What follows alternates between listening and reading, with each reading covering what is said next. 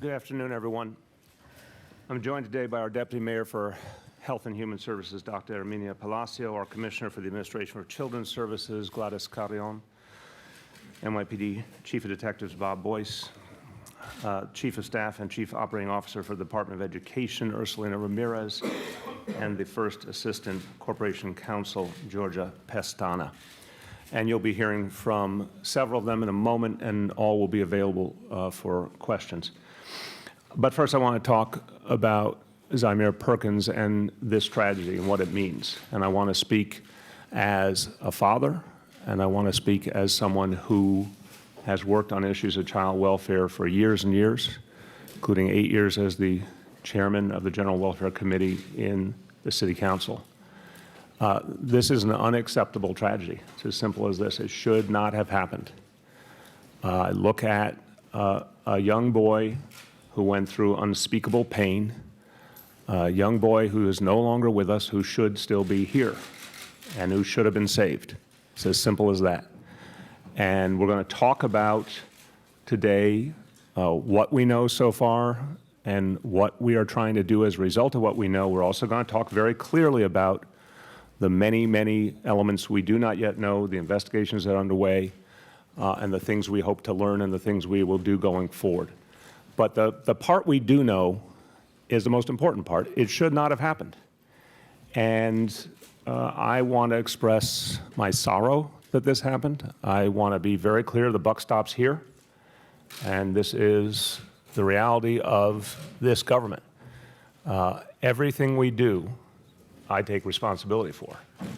And I am profoundly angry that we lost this young man. And so I'll go over some points with you now. You'll hear from Dr. Blasio and from Commissioner Carrion. We will do our best to answer some questions. But I'm going to tell you up front, there's a number of questions you have we are not going to be in a position to answer. I want to be very straightforward. I'm going to be blunt as I can be about that, because there are criminal investigations going on.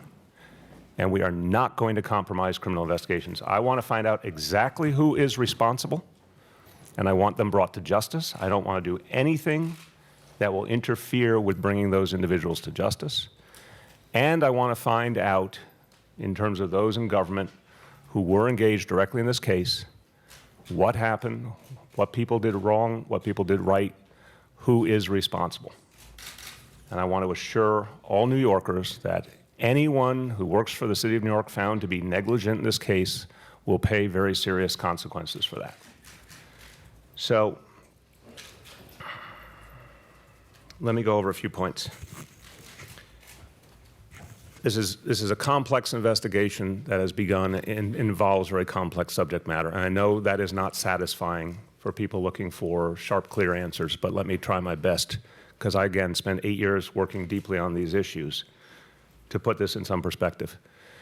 These, to begin with, are extraordinarily challenging issues. This is about families that, for whatever reason, have fallen apart.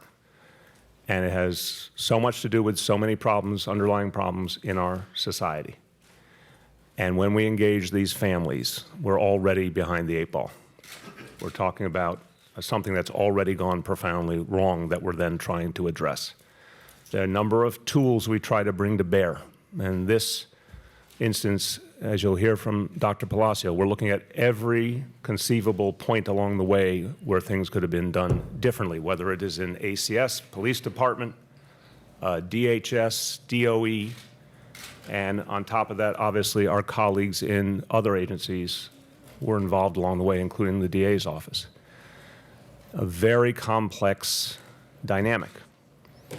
But before you even get to all the agencies involved, the timeline, all the individuals involved, we were talking about something that was already broken, because this family was clearly already broken in a number of ways. And there's intense confidentiality issues when it comes to child welfare and legal restrictions. And again, I know that is not satisfying, but we're going to be abundantly clear with you today. The laws could not be clearer about confidentiality when it comes to cases of child welfare. So we're going to abide by those laws. There is a point when full investigations have been done when we are authorized to release a substantial amount of information. There are some individual items of information we are never allowed to release by law. There are other parts of information we will be able to release once the investigations are completed. So, and there's some things that have even been reported that we're not in a position to confirm, again, because of these laws. But that is not the central question from my point of view. The central question is, did something go profoundly wrong here? Yes. Do we need to do something very, very different? Yes, and we're going to lay out what those things are. I spoke to DA Cy Vance, and he requested that we abide by his wish to not have ACS or any other element of the administration interview the individuals who work for ACS who are directly involved in the case. So we are respecting that wish. Again, the first question here is holding people accountable, and that begins with any potential criminal charges. So we're going to defer because our job one has to be that those who are directly responsible are held accountable.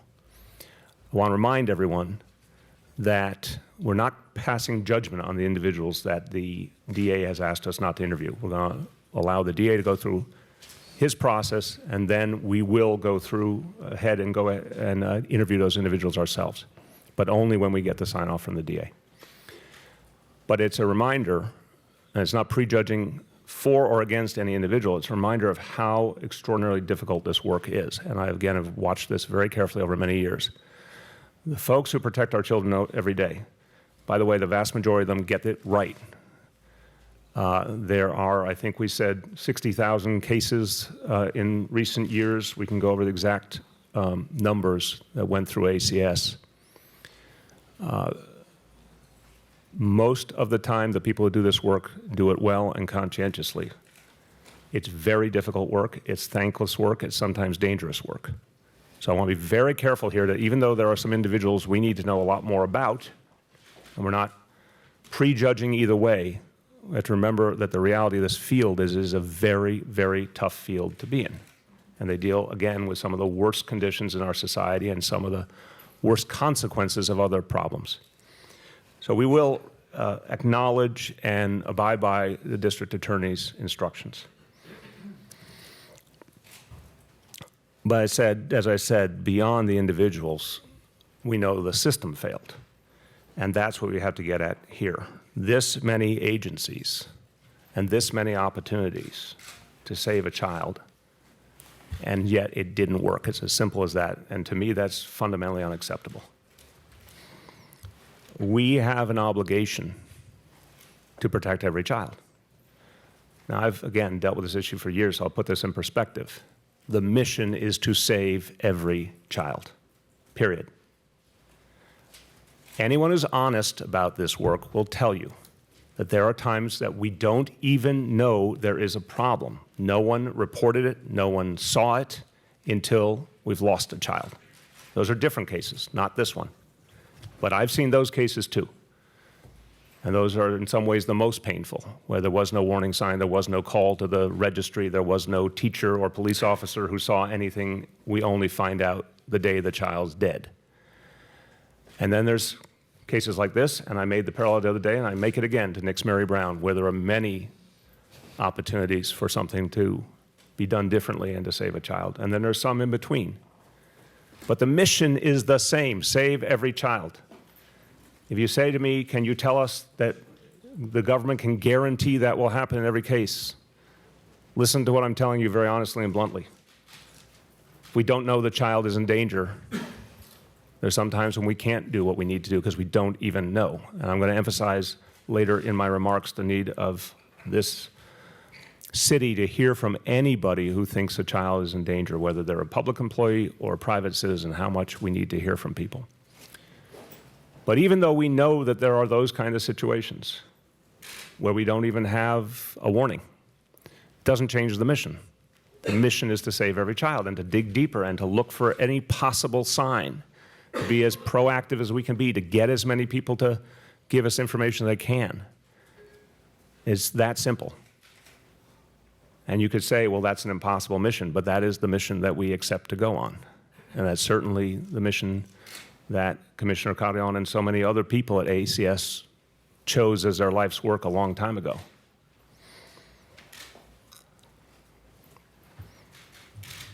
We're going to go over a set of reforms that will be made immediately. But I want to emphasize that over 2.5 years, a host of reforms were put in place by Commissioner Carrion, and I watched very carefully this agency from 2002 to 2009. I held hearings about ACS on a regular basis. I was every single month involved in one way or another with the work of ACS, whether it was the child care element of the work or the foster care element or the child protective or any of the other pieces that ACS does. And I know that after Nix-Mary Brown, and I credit the Bloomberg administration for this, after Nix-Mary Brown, very important reforms were put in place. And even though a lot of things were done differently and better, it still wasn't enough. I know after Miles Dobson tragedy, important reforms were put in place. And I know things were done better and differently, still wasn't enough. And we're here again today. A number of additional changes will be made, and we're going to hope that this time we get much farther down the road. But we have to learn from every single situation. When I was public advocate, we had the tragedy of Marcella Pierce. It brought up whole new areas that even some of the most sincere, hardworking people in this field had not treated previously. And there was a recognition by experts that things had not been put into place, policies, approaches that were needed. I wish I could tell you that there was one chance to learn once and for all how to do this work perfectly. That would be a lie. We, unfortunately, as human beings and public servants, we learn each and every time something else we have to do. And I would say that's true in policing and in so many other fields as well. If we had reached a state of perfection in how to approach these issues, we'd never have to have a press conference like this. But I can also tell you every time we will do better. And these additional reforms are going to make a very big difference. As I said, Commissioner Carrion has devoted her life to this work. I've known her for 25 years. I've worked with her frequently over that time frame. I asked her to take on a very, very tough, thankless job. She took it on willingly. She has implemented the reforms energetically. And I'm going to depend on her to implement these additional reforms and continue to improve this agency. We have put substantial investments into ACS, and I would remind you to check the history of the years in which ACS had a lot of funding taken away from it in the last decade. We have restored a tremendous amount of funding for ACS, particularly to focus on the areas that are most dangerous. The ratio between caseworkers and families that has continued to decrease, even though you'll see times like any other statistic that you'll see ups and downs. By historic measures, that ratio has continued to decrease. The additional availability of preventative services, this is one of the areas I worked on the most when I was chair of the General Welfare Committee. There's a profound lack of preventative services. We've invested to increase those services deeply. The training of ACS personnel, the same reality we've talked about with teachers and with police officers. Our ACS workers who are on the front line trying to protect kids with so few tools in so many cases needed much more training, and they've been getting it over the last few years. But there's still much, much more to do. So you'll hear a set of things that will be a beginning, and then in the course of this month we will come back with an additional update and additional changes. But we have to do this methodically. Again, I have our Assistant Corporation Counsel here, Georgia Pestana, and she, in the course of this discussion, may jump in at any given point and say when there's something we cannot answer for legal reasons. There's going to be things that we will be able to say more about, hopefully, later on this month. Definitely more we'll be able to say on a policy and practice level. But we're going to take this in stages, and we have to get it right, and we have to respect our partners in law enforcement in the process. Finally, on the point I made before, we had a very powerful and positive lesson in the midst of a very challenging moment a few weeks ago with the bombing in Chelsea, where we said to the people of this city, once again, if you see something, say something. And by the way, people did. That is why the second device was discovered on 27th Street. That is why the individual who identified the assailant called the police. People stepped up, heard the call. We say, if you see something, say something in the case of potential terrorism. We need to say it here as well. If a child is in danger, if you see something, say something. We will take total responsibility for everything the government needs to do. But we cannot fully succeed. We cannot complete our mission without the public. And after Nix Mary Brown, it was a tragically documented, accepted fact that there were people who knew and didn't call. And many of them spoke publicly about the pain they carried. And why didn't they call? Because they were afraid, because they thought it wasn't their place, because they weren't sure if that sound they heard was what they feared it was. When it comes to protecting children, you just have to make the call. Let the authorities sort out whether your fears are real or not. You have to err on the side of protecting a child. So we take full responsibility for everything that our government is doing. But I also have to emphasize, I know what the vast majority of New Yorkers are thinking right now is they just don't want to see something like this happen again. They just don't want to see another child suffer. Everyone can be a part of that. If you fear a child is being abused, pick up the phone, call 311, you'll be connected to the state child abuse registry. If you feel a child is in immediate danger, that their life is in danger right now, pick up the phone and call 911. But do not hesitate. We'd much rather that the authorities look at a situation and find it groundless than we had one too few calls and we lose another child. And very quickly in Spanish. Como padre y como alcalde, me siento indignado y lamento la muerte de Zemir Perkins. Es inaceptable. Ya hemos dado pasos sin precedentes para proteger a los niños vulnerables. Vamos a usar lo que aprendamos de esta tragedia para hacer un mejor trabajo. También necesitamos la ayuda de todos. Si creen que hay un niño en peligro, llamen al 311. Si es una emergencia, llamen al 911. With that, I'd like to turn to our Deputy Mayor. Oh, I'm sorry, are you going first or are you going? Hi. You are. Deputy Mayor, Dr. Herminia Palacio. Thank you, Mr. Mayor. I share the mayor's outrage and his sorrow, and importantly, I share his commitment to getting to the bottom of this and to making sure that we make sure that this doesn't happen in the future. As a physician and as a mother, any child's death is a tragedy. But a child who dies violently, that, as a human being, is incomprehensible. And we need to make sure that it doesn't happen. As Deputy Mayor for Health and Human Services, I'm responsible for guiding the agencies that care for our most vulnerable populations, our most vulnerable New Yorkers. And this administration is working hard every day to improve and enhance the safety net for our children and for our families. The mayor has asked me to lead a multi-agency review to determine exactly what happened here.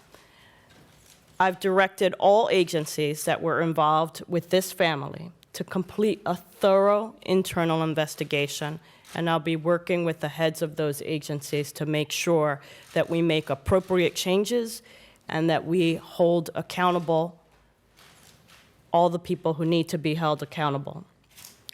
Our review will get to the bottom of what happened here, and it will ensure that we have the information that we need, the evidence that we need to take appropriate steps.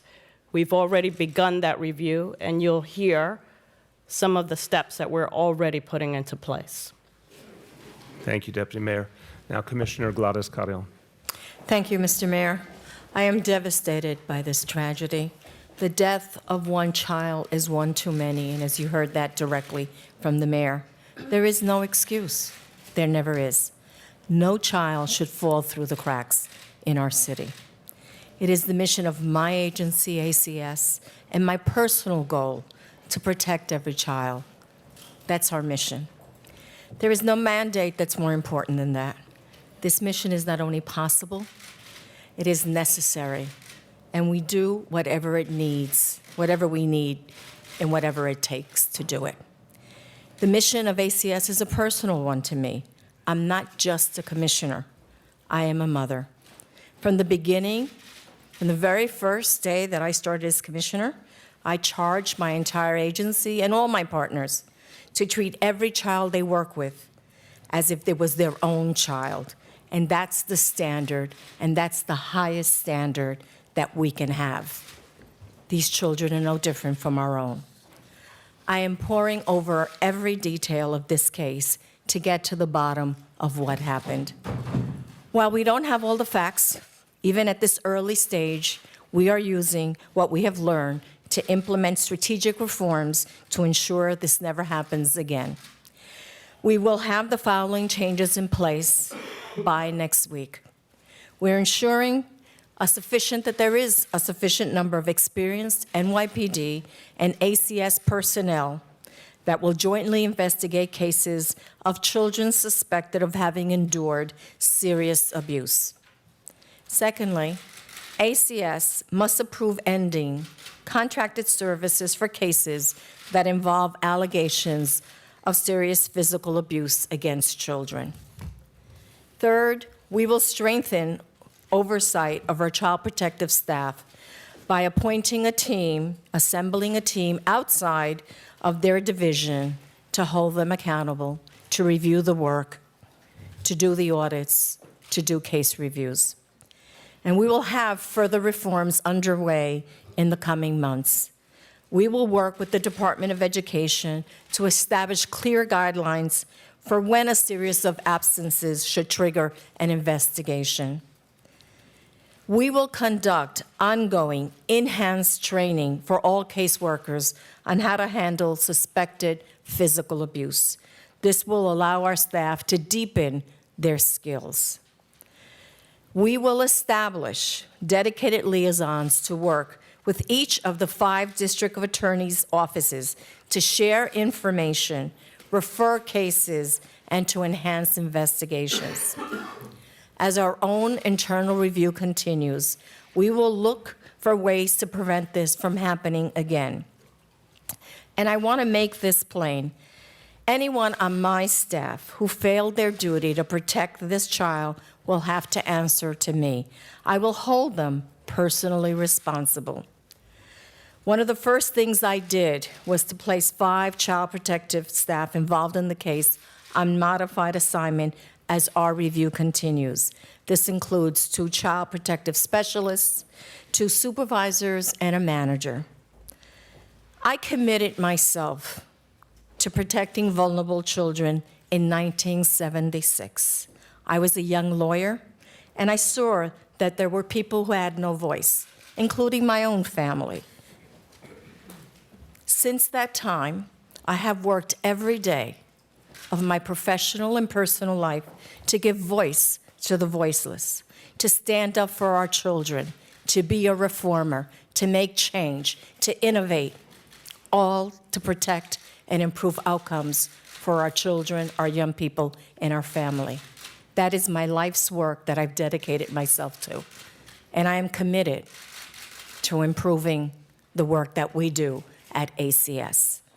I will use everything that I have learned over more than 4 decades of doing this work and many facets of this work to make sure that this tragedy never happens again. Thank you, Mr. Mayor. Thank you, Commissioner. I want to make 2 other points before we open up to questions. One is that on Wednesday, Dr. Blasio and Commissioner Carrion and I sat down with Chancellor Carmen Farina to talk about a number of elements of the work that involves the Department of Education. Again, some of that is being worked through, and I will only speak broadly about it at this moment, but we have immediately committed to closer collaboration between ACS and Department of Education going forward on issues like this. Second, I spoke earlier today with Commissioner Jimmy O'Neill, who's out of town, who affirmed his commitment to ensuring that the NYPD does the internal review in line with the initiative begun by Deputy Mayor Blasio and working closely with her, and that NYPD will make senior personnel available to follow through on the reform Commissioner Carrion just announced, where higher level, both NYPD and ACS officials will be reviewing sensitive cases going forward. So I want to thank Commissioner O'Neill for his full support of this initiative. With that, welcome your questions. Yes, Courtney. So I guess this is for the commissioner. You said one of the reforms was that ACS would have to approve contracted services, I assume caseworker services, if they're investigating a complaint of child abuse. Did that apply to the Zamir case? I don't understand how that's relevant. Can you get into a little bit more detail of what these contracted agencies do exactly? Commissioner, you can speak generally what contracted agencies do, but not with respect to this particular case. Thank you. Generally speaking, our practice is that if we have a contracted agency, which is our preventive services agencies, they're involved in doing work with a family, that now before they can close a case, there will be a conference, a termination conference, where ACS will be present. And so we will start with the very serious physical abuse cases. It will expand to all our cases as soon as we staff up. But right now, we're ready and we're prepared, and we will start to have those conferences where any case where there is serious physical abuse that it's involved. I want just let me add to that. So again, I'm going to emphasize throughout. Some question, perfectly valid question, but again, tempts us to talk about details of the case which we are legally not allowed to. So I can answer to your core question. There are reforms that we're talking about today that, when all is said and done, obviously connect to this individual case, and there are some that go well beyond the Zamir Perkins case. And I want people to understand that we need to govern not just based on what we learned from an individual incident. We have to constantly try to improve our work. So you'll see some things when all is said and done that go far beyond what we learned from this case. Second thing I want to say is why I think this is such an important reform is it's a recognition that, like every other part of government, we have partner agencies. You know, so much of what government does is with nonprofits as partners or under contract. But that doesn't mean we don't want a central ability to monitor. So we have a lot of respect for these nonprofits. They do every day, they're doing work that's protecting kids and is absolutely crucial. But we're adding another layer of checks and balances because we want eyes on the situation. If one of these respected providers believes it's time to terminate the services, they well may be right. But we don't want to take anyone else's word for it. We want our own folks to be a second set of eyes to decide if we agree with that determination. So just to clarify, we don't know whether the Perkins family had these preventive services. That's the or kind they of got thing, it before wrong. Georgia can say it, I think I can safely say that's the kind of thing. You are going to ask a lot of very fair TikTok questions that we cannot answer. That does not mean this is going to take necessarily a long time to get to the answers, but job one is to not interfere with the criminal investigation. And again, that's at the request of the district attorney. So what we're going to try and do that we hope is helpful is tell you the changes we're making. And then later we'll be able to link some things specifically back to the details of the case when we're allowed to do so. Melissa. Mr. Mayor, we've been here time and again as mayors and ACS officials have pledged to give better training to their staff. What do you plan to teach caseworkers now about assessing the risk to a child that they haven't already been taught? I'll start as not that level of an expert, and the commissioner can go into greater detail, but I want to make a central point because, and you have a lot of personal historical perspective on this. I remember Elisa Izquierdo. I wasn't in the city government at the time, but I think that's when, I believe it was 1996 if my memory serves, that was really the break point between what was very, very cursory attempts, in my view, to protect children versus, fundamentally professionalizing and improving the approach and making it strategic. And I give Mayor Giuliani and Commissioner Scopetta, a lot of credit for the changes they made. And then fast forward all the way to Nix Mary Brown. And again, I give Commissioner Bloomberg and his team, Commissioner Mattingly and others, tremendous credit. They made fundamental changes that were not made after the 1996 incident. After the Marcella Pierce incident, I want to say 2009, if my memory serves, give or take. After that incident, when I was public advocate, we demanded a series of additional changes that had not been recognized by previous reforms administrations. Those were necessary, for example, involving hospitals that were not effectively sharing information that they had. And then after Miles Dobson, I don't accept the notion that we have to wait for a tragedy to learn something. I think this is something we have to fix every single day. But I do think every single time across, I want to be fair, across different administrations with different views, there has been a constant improvement in the work. Now, in terms of the preventative service, in terms of the training, I would argue, and we found this in every vein of training I mentioned before, police, I mentioned before teachers. If perfect training existed 10 years ago and everyone was being perfectly trained, we would not be having a lot of the conversations we have on a lot of topics. Training is part of human evolution. We are constantly learning what we need to do better or how to teach it better, or we're learning from new situations or new societal dynamics. So I think one part of the equation is it constantly has to improve. It's never static. Another part of the equation was there wasn't enough. There just wasn't enough. We've put in a lot more.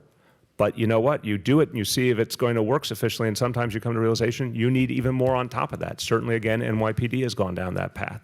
So I think a strong parallel here. We're going to keep upping the amount of training until we get to the point that we feel it's really at that maximum.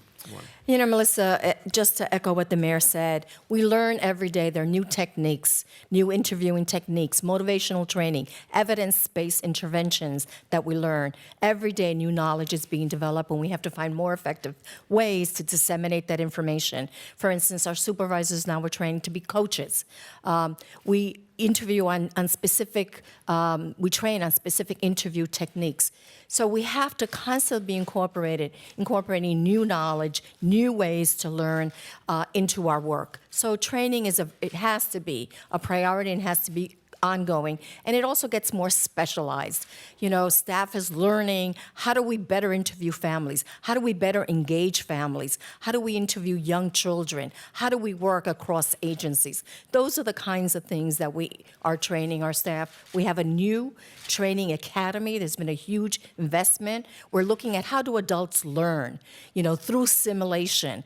How do we do that? And we are partnered with City University, with CUNY, in our training institute. And we've trained over 4,000 people since we started our new training institute.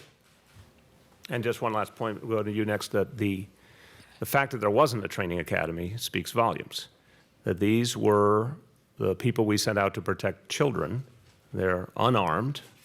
They're folks who are put into extraordinarily difficult situations, and we didn't even give them the kind of formal training that was necessary through a training academy as we have with other types of agencies. And that started under Commissioner Carrion's watch. This is the kind of thing that we believe is going to increase our ability to find the warning signs and deal with them more quickly. So there's just, Mr. Mayor, with your permission, just a clarification. We've had the Satellite Academy, who's responsible for very basic training, onboarding training. What our new training academy is really more deep, specialized training, bringing in experts from across the country, led with us by CUNY. So it's a much more specialized, it is more in-depth, and really covers a lot more areas that are necessary. Workers now, this work keeps getting harder and harder, need to have more tools in order to be doing an effective job. Please. Chief Boyce, the question is for you. In the weeks leading up to Tizaimir's death, the neighbors said that they had frequently called the police to report domestic disputes. I'm wondering if you could describe the nature of those calls, particularly if any alarms were raised to ACS, and if you've identified any areas where your officers could be better trained to recognize signs of abuse. And then for Commissioner Carrion, you mentioned that there would be determination conferences at the end of serious abuse cases, and I'm wondering if, beyond ACS and the contractors, who else is going to be present at those conferences? Just going forward, we looked at the 9/11 calls into that location. We spoke with persons there. There was no phone calls in regards to this family. Other families, yes. This family, this mother and son, no. So far as we go forward, that's all we have right now. We didn't get any alarms from that residence that they were at. That this lady had left there to go live with this individual, Mr. Smith. So we didn't lost contact with that as we go forward. That's sometime in the beginning of the summer she left.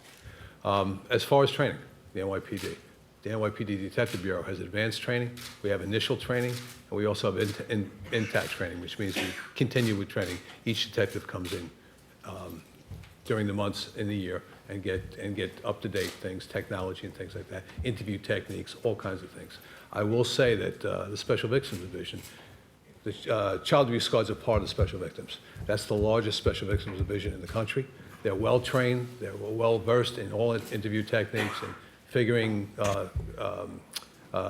injuries and existing injuries and past injuries. So we're going to go forward with that. But to answer your initial question, we had no information from anybody at that home prior to that. In our termination conferences, we will have certainly the agencies that were involved with this family, ACS, the family, and whoever else is prudent and important to be at those termination conferences. Do a few more over here, and then I'm going to go to the other side. Yes, Laura. Two-part question. One is, can you give us a little bit of a context of the number of reports of child abuse that the agency gets in a year, and what percentage of those are substantiated or found to be, like, actually happening? Just stay on that. I don't know if you have that off the top or if we need to get to it. I have. We have about 60,000 calls that come into the agency from the state registry that are both child abuse and child neglect maltreatment cases. Those involve 80,000 children. Our substantiation rate varies. It's anywhere from 36% to 40%, which is one of the highest in the state. This number, about, from the top of my head, about 14 or 15,000 of that represents serious physical abuse or physical abuse. I would have to get back to you with that exact figure. And then the second part of the question, the rate of cases per caseworker has gone up in the most recent mayor's management report, from about 8-something to 10. Yeah, and I want to I appreciate the question because it was a spike, but it was an abnormality too. So let's see, between Dr. Blasio, Commissioner Carrion, you should hear the trajectory over the last few years because I think that's what's important. Sure, as you have said, the mayor's management report did make that indication, but it's important to sort of bench those numbers. So the national guidelines have a maximum of they recommend a maximum of 12 cases per caseworker. The New York State average is about 15 cases per caseworker. In New York City, we are currently at about 9 cases per caseworker. So our caseloads are well within national standards. That sort of undulating variation that you see is going to be normal and point in time. But overall, if you look at our statistics, we have 0% of our caseworkers have over 12. And I think if we don't have it now, we should get the trajectory over the last few years too, because New York City used to have a less favorable ratio, and we've obviously put a lot of resources into. That it went up, you said it was an average. Because remember, it gets back to the previous question. You get calls in. There's not a set number of calls you get in any given month. Calls are according to what people see and what's going on out there. If at a certain point we're getting more calls and there's more activity, God forbid there's more kids in danger, that will cause those numbers to go up. But what we find very important here is the average. We're averaging around 9. Again, very different from what it was in the city in the past, and we're going to keep it that way. We know that's a kind of caseload that a caseworker can handle. Go to the back, all the way to the back. Thank you, sir. Commissioner Carrion was quoted as saying that ACS cannot keep every child safe. What was your response, your reaction when you heard that? And is that an acceptable response, sir? I looked at the whole statement, and the whole statement said a lot more than what was narrowly reported by one outlet. Again, I would say very clearly, someone who's devoted 40 years of her life to protecting children obviously is committed to the mission of keeping every child safe. I'm committed to the mission of keeping every child safe. The policy of the government of New York City is we are here to save every child, period. I think there's also an honest discussion that has to be had, and I think that's what the commissioner was saying, that there are times when we find out too late, and that bears on her shoulders. It's for so many people, pick up the paper and you read about a tragedy and then you go on to the next thing. For her, when a child is lost that we didn't even have a warning sign on, she feels that very personally. And it was an acknowledgement of that reality and that we still haven't found a way to overcome that. There are still children who die alone. There's no warning sign, there's no indication. Someday I'd like to believe that we'll get to a point where that would never, ever happen. But that doesn't change our sense of mission, and nor does it change my faith in Commissioner Carrion. Our sense of mission is clear. Our job is to save every child. Yeah. Mayor, how do you prevent the pendulum from shifting too far in the wrong direction, where you just seize children because you don't want to have cases like this? It's an excellent question. And I've thought a lot about this because I said I spent 8 years working on these issues. I think anyone who's a parent, as I am, has to be honest about the fact that as, what's the word I'm looking for? It is very hard if you fear a child is in danger to not want to take the child away. That is certainly my impulse. But if you're also a parent, you have to recognize what it means to a child when you take them from their parent, what it means to the parent when their child is taken away. It is a very, very challenging decision. And so what's happened over the years is there are real safeguards. There's a methodology to make sure that once that decision is made that it was done right, and obviously often and typically involves a judge unless it's an emergency situation. That being said, as not pretending to be a trained expert in the field, my standard rule of thumb has always been, when in doubt, take the child. That if it's really purely gray, take the child away. Better safe than sorry. But I understand there's incredible nuances here. There are cases, certainly from everything I've seen, again, where there was no prior warning. There are cases where there was minimal prior warning. Then there's cases where there's lots of things you would have thought were tragically on the way to a child fatality that weren't at all, or the allegations proved to be very, very inaccurate. And remember, we're talking about human beings, reporting on human beings, and that gets caught up in lots of other personal and family dynamics. So it's really tough. All I can say is what I'm going to be looking for in everything we do, and that includes our family court judges, a number of whom I've named, is that when it's right down the middle, when it's positively gray, I'd rather we take the child. And Dr. Blasio and Commissioner Carrion, how do you strike the right balance, given that you're the professionals? Those are really, as the mayor said, very difficult decisions. We make them every single day. Every single day, our workers have to grapple with that decision. And they do that based on their experience, years of training, the information that they're able to gather, the information that's available, consultation with our lawyers, and going to family court when appropriate. What are the right services? Are there services available to mitigate any risk that's possible, to reduce the challenges that the family might be facing? What are the right interventions to put in place? And we have an array of those. That's part of the decision-making process that workers have to engage in and day out, 7 days a week, 24 hours a day, every day of the year. Dr. Blasio.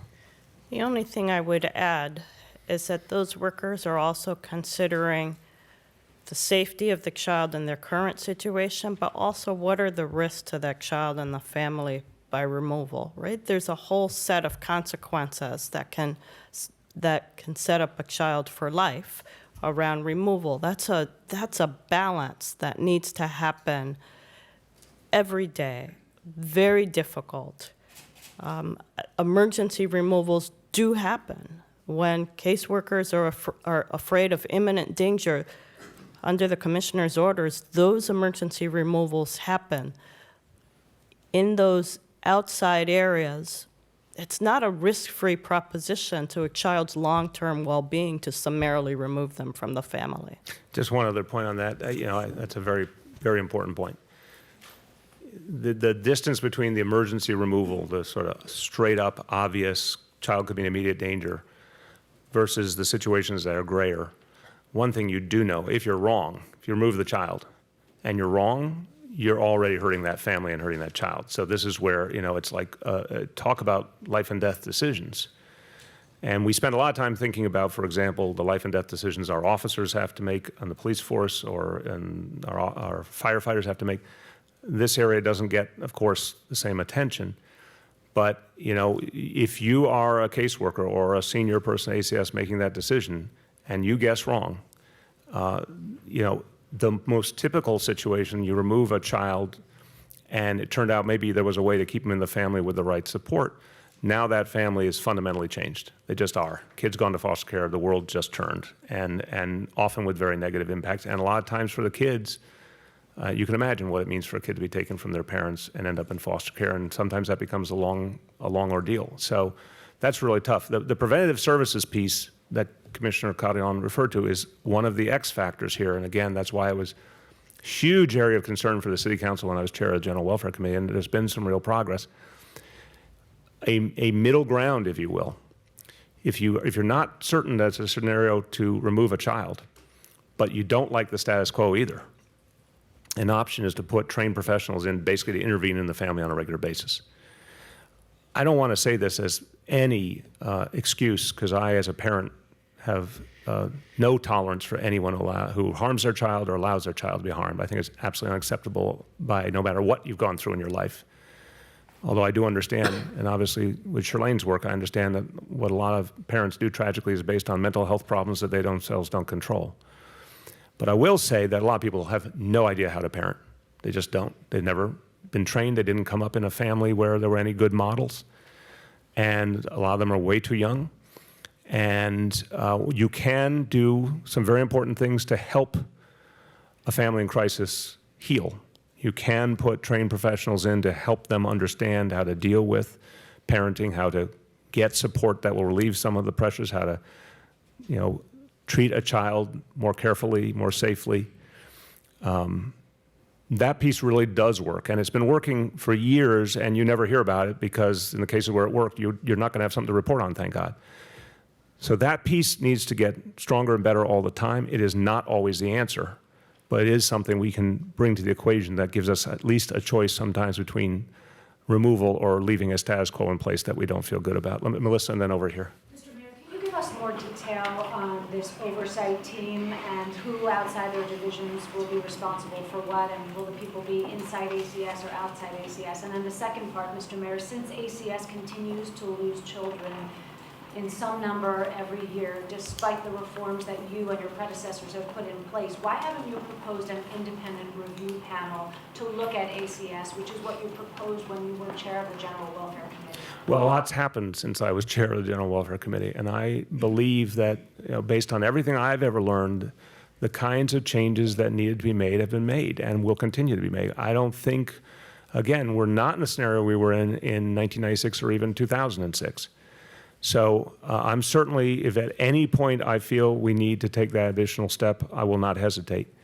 But I am convinced that the reforms that took place here in the last 2.5 years were amongst the most necessary and right reforms. I'm convinced the additional ones are going to have a huge impact. And there's no resistance to reform. I think you can know from your own experience, there was once upon a time a certain resistance in this city to investing in ACS or reforming ACS. That's not the case now. There's a green light to make any reform and any legitimate investment to change it. In terms of the review being done with the agencies, so just to delineate again, ACS, NYPD, Department of Education, Department of Homeless Services, all directly under the administration. We're obviously going to work in whatever way appropriate with the district attorney's office, since they too had prior contact with the family. That review process will be led by the deputy mayor. Okay, going over here. Yeah. I want to ask you about one of those reforms that you just made a reference to that's within the last 2 years. And last week when I was asking you some questions about this, I received an email that said that there was a January 2015 initiative in which ACS took families that had repeat complaints, I'll call them allegations, and put them under a kind of enhanced review. So my question, I have two parts to the question. The first part is, was this family, Perkins family, put under that initiative? And So number right two- now, I want to answer the bigger question, but I'm just going to remind you that's an obvious example of the kind of question we're not going to be able to answer anything about the specific trajectory of this family in the context of investigation by the district attorney. But do number two. Just to follow up on that, why? Because the district attorney has made clear that they're going to be speaking to the individuals involved, and that we have to, for that reason, not address certain matters. And then beyond that, because of confidentiality laws governing the situation, and that is on the advice of Corporation Counsel, and that's how we make our decisions. So then let me follow up in a policy. We'll go away from the Perkins family Okay. for a second. And then I would point out to you the May 2016 DOI report, which specifically singled out ACS's ability to deal with these repeat complaint families, I'll call them. And they said that there were some, pretty serious issues with that, including always assigning the same person to go back to the family again and again, and that created a conflict of interest, and ACS accepted DOI's reform, but as of today, that has not been implemented. Well, a couple of points. And I saw in some of the news reporting, connection of realities, in this case, alleged connection, in this case, with the DOI report. So again, an area we're just not going to address directly for the same reason. What we can address very forthrightly is the waves of reform and the implementation of each. So I'll just do my initial framing, and then Dr. Blasio can fill in the blanks. There are three obvious examples. The reform package that we announced in this room after the death of Miles Dobson, the reforms proposed by DOI, which we agreed to most of, not all of, and we can talk about that, and we can talk about the level of implementation. And then the reforms proposed by the comptroller, same scenario we agreed to most of, and we're going to talk about now the extent of the implementation. I think what you will see very quickly is if you say, okay, you can add them up. Here's this many reforms, I think it was after Miles Dobson, the ones from the DOI report, the ones from the comptroller's report. Overwhelmingly, those reforms have been implemented or are on the verge of being completed in their implementation. Again, we're not going to connect the dots specifically to this case, so why don't you just call the roll on that? Sure. So the reforms that we announced after the Dobson case, there were 9 recommendations for reforms announced. ACS has completed their portion of the work on all 9 of those recommendations. There are 2 recommendations that require us to partner extensively with outside entities, one the Court of Administration and the other the state legislation. Those pieces are not complete yet. In May of 2016. Meaning, just to clarify, the Yes. pieces that required. Outside, right. So we've done all of our part. Right. And we're pending agreement and resolution with those entities, with the state. For Office of Court Administration, for one of the reforms that were required in a Dobson. For the for DOI report issued in May 16, there were 5 recommendations. We accepted 4 of those recommendations. 2 we've completed and 2 are near completion. For the controller, there were 6 recommendations. We accepted 5 of those recommendations.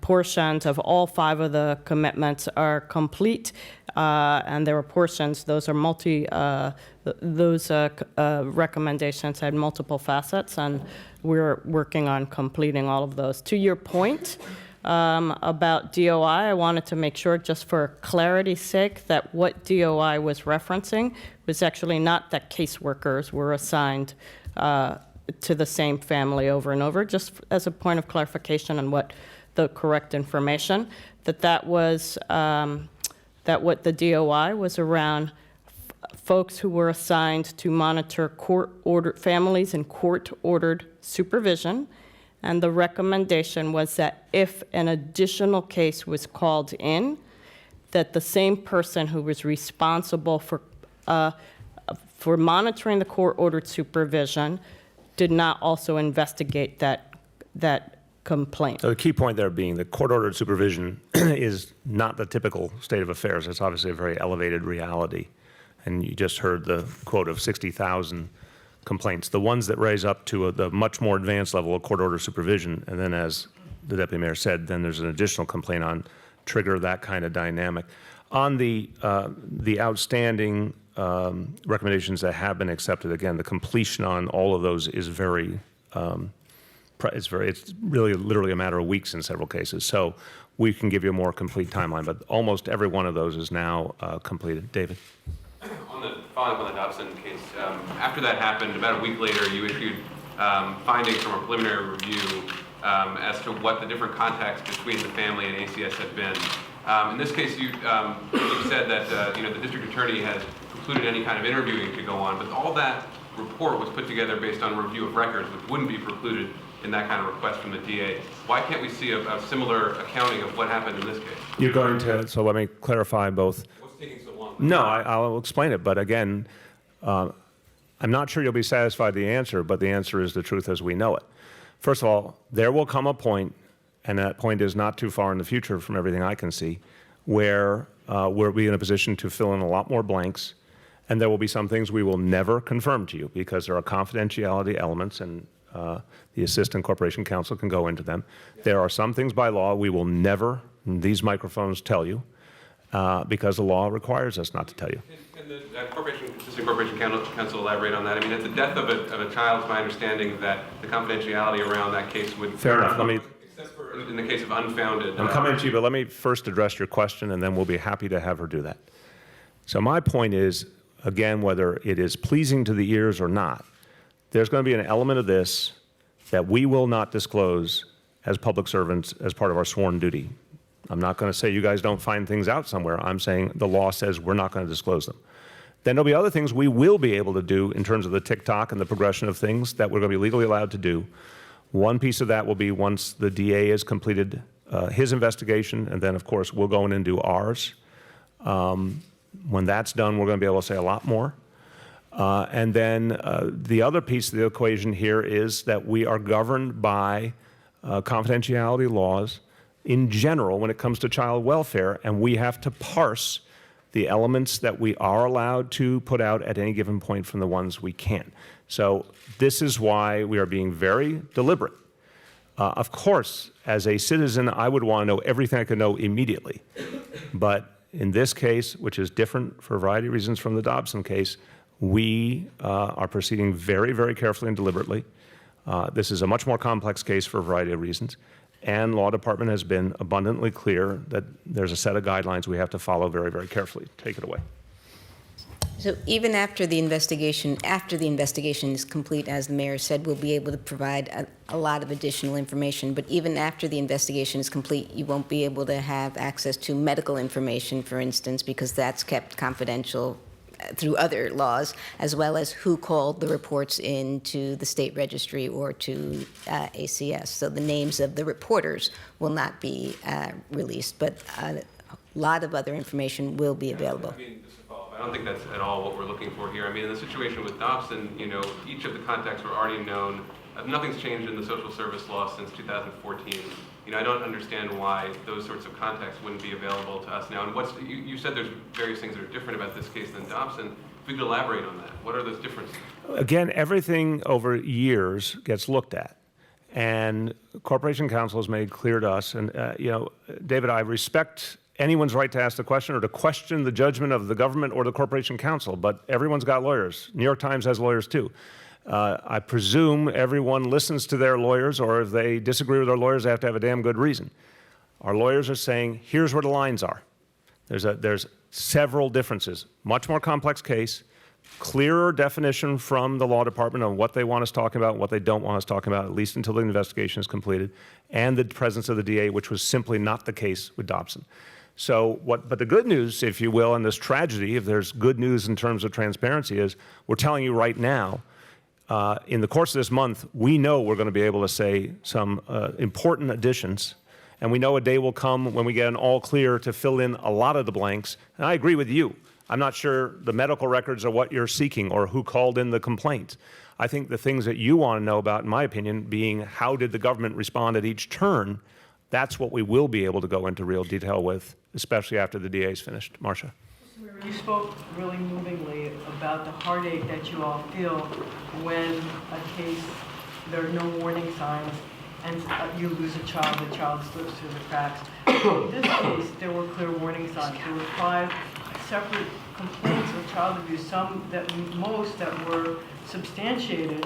So I wonder, if you find that acceptable, how it happened, and you're as the leader of this city, how you reacted to the fact that this child was lost despite the fact there were 5 complaints. It's unacceptable to me. It's, Marcia, from my point of view, as a father first, it's unacceptable. It makes me extraordinarily angry because I think about each of those situations. And again, I go right back to Nix Mary Brown, and I was part of the process of reviewing what happened in that case for months after. And we held hearings, the whole 9 yards. And I could put myself in the room wishing someone would say, wait a minute.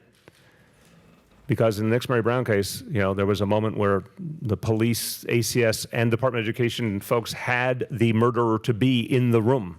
And I kept saying to myself, why didn't they arrest him right there?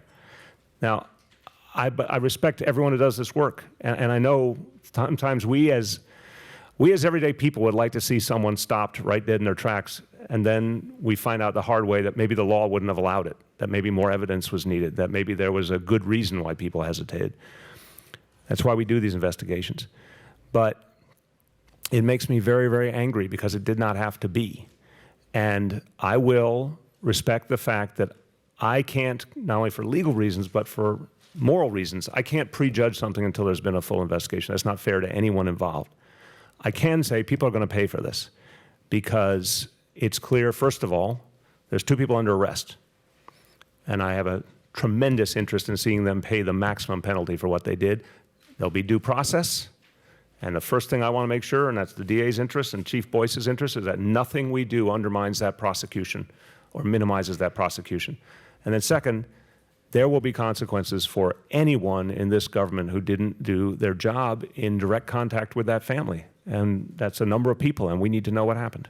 So are you saying that people in your administration, when you say people will pay for this, are you talking about people in your administration? I'm talking about the fact, without biasing the discussion, that an investigation is underway of the individuals who were involved directly with this family. And we're going to look at that, and we're going to look at the supervisory structure over those individuals, and we're going to make determinations.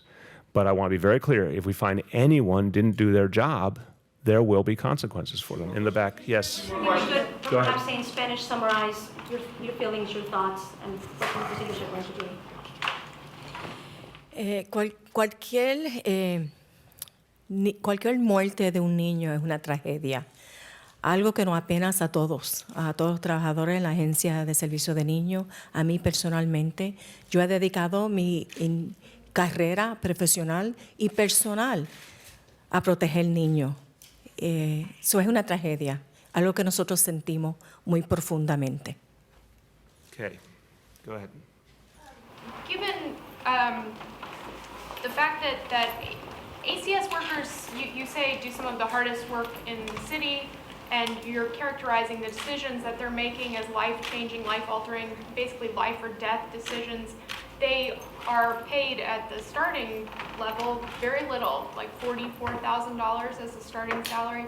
Have you given any consideration to, or do you think that it's necessary to maybe think about paying people more to attract people and then retain them longer? Is that an element that is what causes some of the problems that you see in the city? I would say we always want to see if we can compensate people better in general. That scale, if you remember the history of law enforcement in this city, that scale is not so different than what law enforcement folks experienced at different points as well. But I think it's a fair question. Is that something that would improve the equation? We're certainly going to look at that. I think more pertinent is the question of the training, because I think there has not been enough training. And now that was beefed up by the creation of the academy, and it's going to be beefed up further. And I think in terms of these other reforms, getting these very complicated, sensitive cases to a higher decision-making level is going to be necessary. I think this is something where there's no question in my mind that if a situation might involve additional danger to a child, that get it to a higher decision-making level, we have a greater chance of getting it right. But your question is a fair one. It's something we're certainly going to look at. Thank you, everyone. Can you go back and address the question about the dogs? We'll be back with you again when we have more information. Thanks, Rich.